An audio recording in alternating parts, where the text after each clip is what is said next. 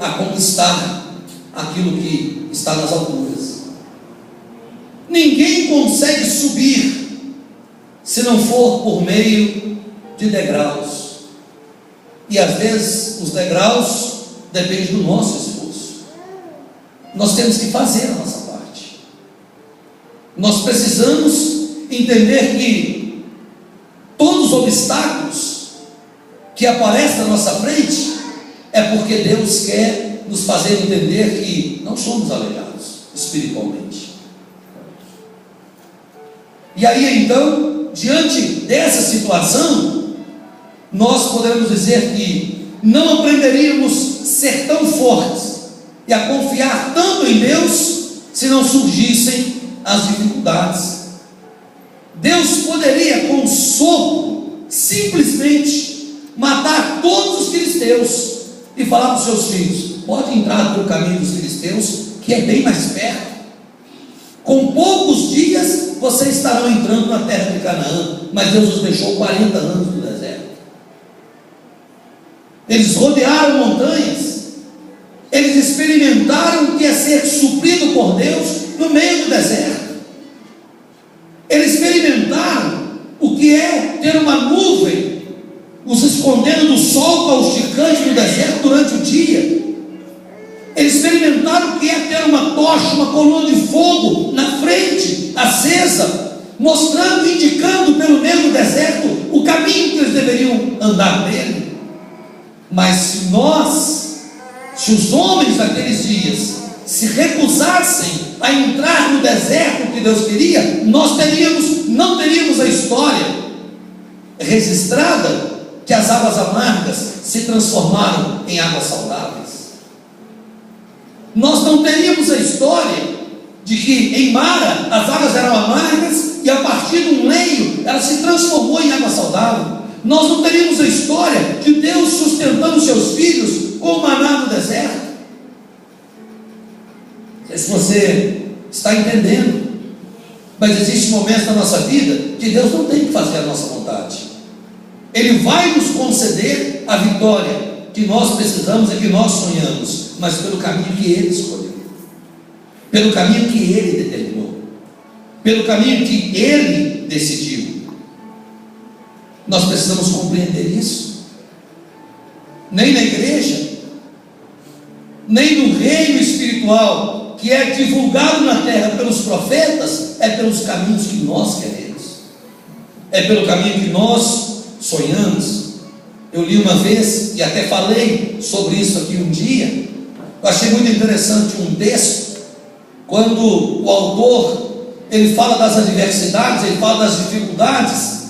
E esse autor, eu me lembro, eu falei isso aqui, eu li para vocês isso aqui, numa mensagem que eu preguei. Ele estava pedindo a Deus algumas vitórias, algumas bênçãos.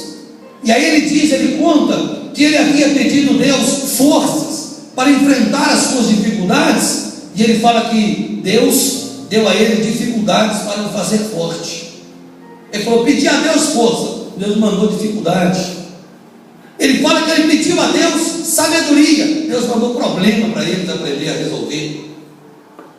Você entende isso ou não? Ele fala que ele pediu a Deus prosperidade, Deus deu a ele inteligência, deu a ele músculos para trabalhar. Ele pediu coragem, Deus o colocou em situações de perigo. Ele pediu a Deus amor, e Deus entregou a ele pessoas com problemas para ele ajudar. Ele pediu a Deus favores, e ele disse que Deus deu a ele oportunidade de servir. Ele disse que não recebi nada que pedi. Ele falou naquele texto, mas ele disse: eu recebi tudo que eu precisava. Você entende ou não? Se você compreender isso, que os caminhos de Deus não são os nossos caminhos, que os pensamentos de Deus não são os nossos pensamentos. Às vezes nós queremos uma coisa, mas Deus nos manda outra. O caminho do homem é aquele caminho que o homem decide seguir o seu próprio pensamento, e ele segue só, arcando com as consequências da sua escolha. O caminho de Deus é diferente. O caminho de Deus, o homem pode contar com o cuidado do Senhor. No caminho de Deus, pode não ser o caminho que você está sonhando para você, mas você pode contar com a ajuda e a proteção de Deus. Você pode não estar trilhando exatamente o que você queria trilhar, mas você pode contar com a graça de Deus e com a vida do Senhor sobre você. Pode não ser o que você estava almejando e sonhando para você, mas você pode contar com a coluna de nuvem, e você pode contar com a graça de Deus, com a proteção do Senhor, com a sombra do Senhor no momento do sol causticante. Deus nos manda caminhos mais difíceis, mas Ele nos manda a sustentabilidade para atravessarmos aqueles caminhos, porque ninguém é tentado acima daquilo que não possa suportar. Você pode entender isso? O problema, querido, é quando nós literalmente escolhemos os nossos caminhos e não aceitamos o caminho que Deus escolheu para nós. O caminho mais fácil nos parece o caminho mais cômodo, mas no final podem ser caminhos de morte, pode ser caminho de sofrimento eterno, pode ser caminho de angústia eterna. E aí eu preciso te dizer, em nome de Jesus, que Israel estava no deserto, mas Deus mandou a água, Deus mandou o pão e Deus mandou a carne para eles. Eles não passaram fome no deserto. Eu posso te afirmar com absoluta certeza que nem no Egito eles tiveram tanto suprimento como eles tiveram no deserto, quando estavam sob a dependência de Deus.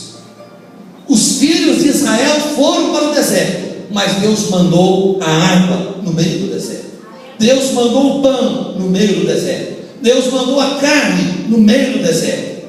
José do Egito, eu disse que Deus escolheu para ele o caminho da cova, o caminho da cisterna, posteriormente o caminho da prisão. Mas ele sai da prisão e vai para o trono do Egito. O resultado é diferente. Daniel foi levado à cova dos leões, mas Deus mandou um anjo lá dentro, e Daniel depois se torna o homem mais importante do reino.